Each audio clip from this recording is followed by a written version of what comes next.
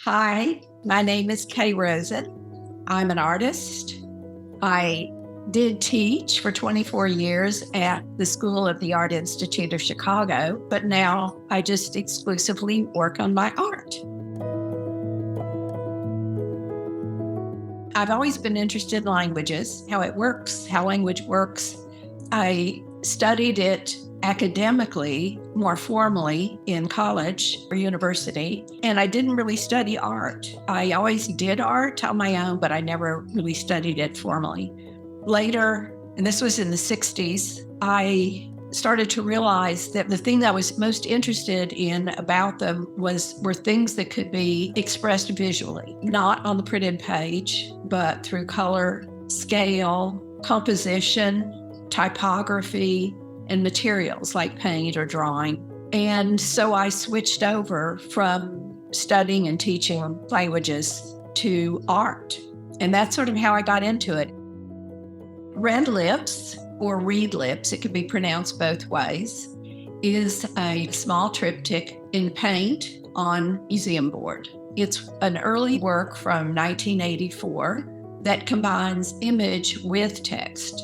I was talking about censorship and silencing women and just really silencing anyone.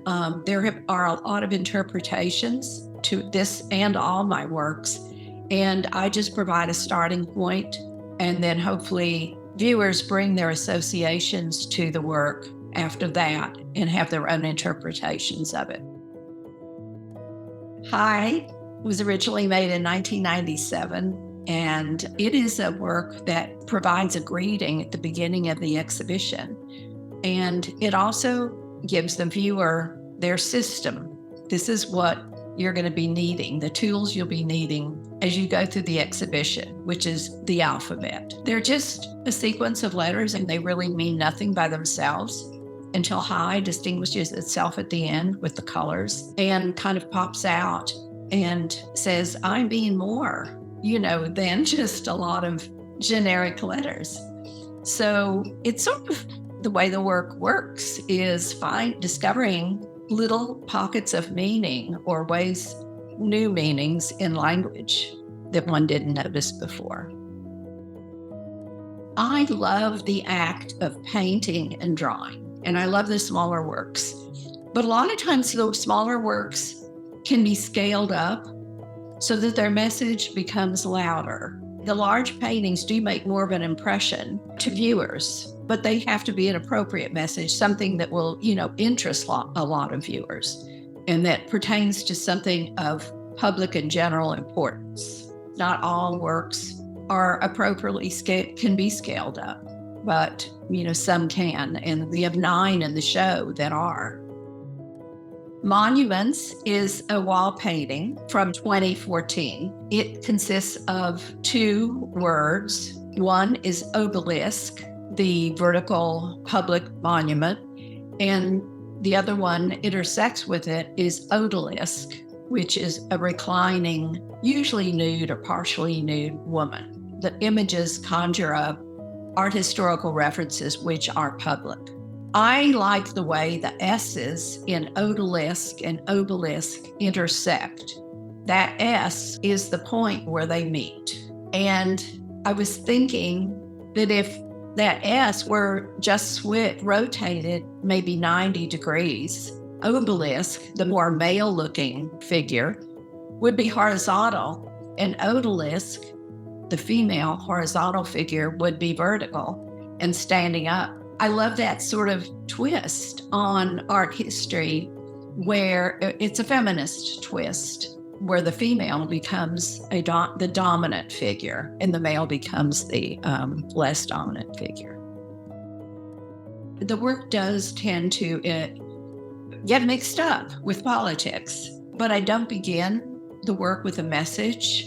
The work always begins with language and some linguistic event that is going on in language.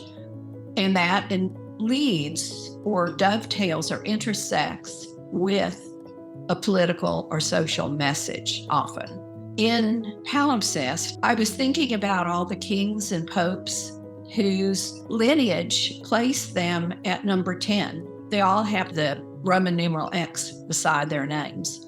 The last one in this list is Malcolm X. So when you're just reading the list, one gets into a groove or routine and you just think Malcolm the 10th. But then when you look twice, you think, oh, that's Malcolm X, whose last name X was adapted by him because he didn't know his roots because of slavery. So X in that case means exactly the opposite of what the Roman numeral 10 means.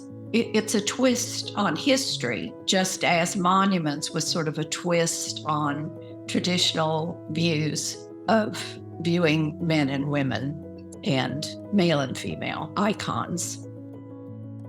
Sometimes the large walls are just, in a way, like enlarged pages. But sometimes the way the work fits onto a wall and how it interacts with the wall is what creates an unusual architectural event. So in the case of Leak, I noticed that when you put roof upside down over floor, the letters line up exactly, except for the missing L in roof, which of course the missing L could be L for leak. And if you place roof at the roof and floor at its level at the floor, you've really constructed a verbal structure where water is leaking in.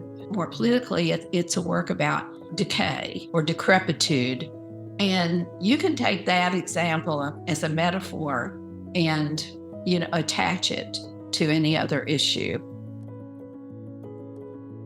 The soundtrack is a 6-part piece that begins with three blocked out lines of text. So it's just black rectangles. And panel by panel, the text is revealed. You can make sense out of each one of them, but they don't really give away what the message is at the end. For example, the second one, you can only read disco. And the third one, you can read discover. The fourth, you can read disco fever. And in the fifth, you can read disco forever. But by the last one, when all the black bars are removed, you can read the entire message, which is disco for everyone. So it's a very democratic message, and it has a spirit of, accessibility and inclusivity. And suppression is not possible, suppression of information. Even with a little information coming through, one can construct meaning out of it. I would like for visitors to the exhibition to leave with an understanding of the work, and I hope it was accessible to them and that they enjoyed it in spite of cultural and language barriers, possible language barriers. And maybe they could apply their own interpretations to the work and have completely new, fresh ideas about what it means.